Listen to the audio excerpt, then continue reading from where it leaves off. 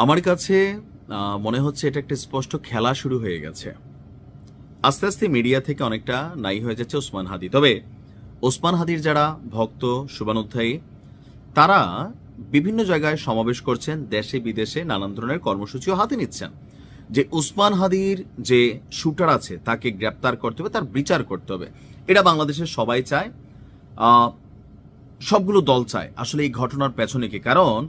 ওসমান হাদির ইস্যুতে আওয়ামী লীগ মনে করে জামাত তাকে খরচ করছে, বিএনপি মনে করে, কিছু কিছু বক্তব্য এমন মনে হয় যে এখানে জামাতই খরচ করছে, আবার আওয়ামী লীগও খরচ করছে।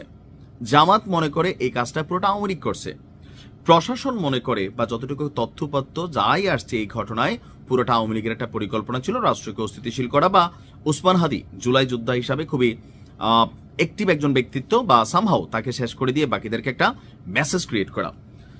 উপদেষ্টাদের আশ্বাসের বাণী শুনছি, বিভিন্ন রকম বক্তব্য আসছে, পুলিশ বলছে নাম বলবো না, আবার নাম বলছে। এর মাঝখানে এই যে টোটাল খেলাটা আসলে কি হচ্ছে? বাংলাদেশ একটা দাবি করছে, ভারত সেটাকে উড়িয়ে দিচ্ছে। আজকে মানে গতকালকে আমাদের ডিএমপির যিনি ঢাকা মহানগর পুলিশের একজন ঊর্ধ্বতন কর্মকর্তা আছেন, তিনি বলছেন যে প্রধান সন্দেহভাজন ফয়সলকে ভারতে পালানোর বিষয়ে সহায়তার অভিযোগে দেশটিতে দুজন গ্রেফতার হওয়ার তথ্য দিয়েছেন। অর্থাৎ মেঘালয় পুলিশ, ভারতের যে রাজ্য আছে মেঘালয় পুলিশ, তারা দুজনকে গ্রেপ্তার করেছে যারা এই হাদিকাণ্ডের সাথে সম্পৃক্ত। ঘটনার 16 দিনের মাথায় গতকালকে আমাদের পুলিশ এই তথ্য দিল, কিন্তু ঢাকার বা ডিএমপির দেওয়া পুলিশের তথ্যকে কিছুক্ষণ পরেই অস্বীকার করল কারা? মেঘালয় পুলিশ। তারা বলছে, ভারতীয় গণমাধ্যম হিন্দুস্তান টাইমস বলছে, দেশটির সীমান্ত রক্ষী বাহিনী বিএসএফ ডিএমপির দাবি দুটি প্রত্যাখ্যান করেছে। সাধারণ মানুষের কাছে এখন বড় প্রশ্ন, তাহলে হাদির শুটাররা গেল কোথায়? যদিও এর উত্তরের জন্য আপাতত আমাদেরকে অপেক্ষা করা ছাড়া কিছুই নাই। গতকালকে ডিএমপির পক্ষ থেকে যখন আমরা জানলাম যে আমাদের যিনি মিডিয়া ক্রাইম অ্যান্ড অপারেশনসে কাজ করেন এস এম মোহাম্মদ নজরুল ইসলাম ভাই, তিনি বললেন যে হাদির শুটার দুই প্রধান সন্দেহভাজন ফয়সাল করিম এবং আলমগীর শেখ ভারতে পালিয়ে গেছেন। মেঘালয় পুলিশের সঙ্গে ইনফরমাল চ্যানেলে, ফরমাল না মানে স্বাভাবিক প্রক্রিয়া না, টেকনিক্যালি সূত্র বা সোর্সের মাধ্যমে যোগাযোগ করে বাংলাদেশের পুলিশ জানতে পেরেছেন মেঘালয় পুলিশ ফয়সাল করিমকে সহায়তাকারী পুত্তি এবং সামি নামক দুজনকে গ্রেফতার করেছে। এমনকি তিনি পালিয়ে যাওয়ার একটি বর্ণনাও দিয়েছেন। এর ঘন্টা দুয়েক পরেই বাংলাদেশ পুলিশের এমন বক্তব্যের ঘন্টা দুয়েক পরেই হিন্দুস্তান টাইমসের অনলাইন পত্রিকা তারা করছে আবার ভিন্ন প্রতিবেদন। বিএসএফ এবং মেঘালয় পুলিশের বরাত দিয়ে আমাদের পুলিশের দেওয়া বক্তব্যকে তারা অস্বীকার করে বসছে। হিন্দুস্তান টাইমস বলছে, হাদির প্রধান দুই সন্দেহভাজন হালুয়াঘাট সীমান্ত দিয়ে মেঘালয়ে পালিয়ে গেছেন এবং সেই রাজ্যে অবস্থান করছেন। বাংলাদেশ পুলিশের দেওয়া এমন বক্তব্যকে প্রত্যাখ্যান করেছেন মেঘালয় পুলিশের শীর্ষ কর্মকর্তা।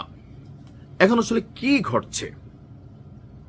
যে চাপ সরকারের উপর তৈরি হচ্ছে, উপদেষ্টাদের সেফ এক্সিট দিবে না, কাউকে পালাই দিবে না, মানে পোলাপানের মাথা গরম, যা খুশি তাই বলতেছে, এমনকি যে কোনো সময় যে কোনো কিছু ঘটতে পারে। উপদেষ্টারা ভয় পাচ্ছে, রাষ্ট্র কিছুটা টেন্সড আছে, হাদি ইস্যুটা কিভাবে আসলে সামলাবে।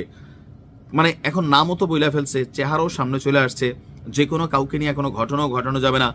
আবার ফয়সালকে পাবলিকের দাবি, তাকে জীবিত পাকড়াও করতে হবে, তার মুখ থেকে পাবলিক স্টেটমেন্ট শুনতে চায়। এই যে ইস্যুটাতে কিছু তো একটা নাড়াচাড়া হচ্ছে। কেউ কেউ বলছেন যে সরকারের ভেতরে থাকা কেউ এটার মধ্যে ইন্ধন দিয়েছেন, উপদেষ্টাদের দিকে আঙুল তুলছেন।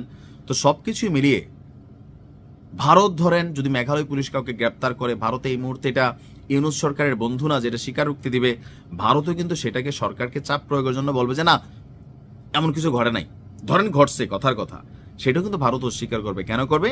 কারণ ডক্টর ইউনূসকে বাটে ফেলাইতে ভারতের যদি কোনো চান্স হাতে আসে পুরোটাই তারা প্রয়োগ করবে। এখন সবকিছু মিলিয়ে একটা গোলক ধাঁধার মধ্যে আটকে আছি, আল্লাহ ভালো জানে। আর যারা মেইন ঘটনা ঘটেছে তারা ভালো জানে, পর্দার পেছনের যারা ভিলেন আছেন, কোন রাজনৈতিক দল, কোন নেতা, কেন খরচ করা হলো হাদিকে, তারা ভালো জানে। বাট জাতি হিসেবে আমরা জানতে চাই কি ঘটছে, কেন। ভালো থাকুন।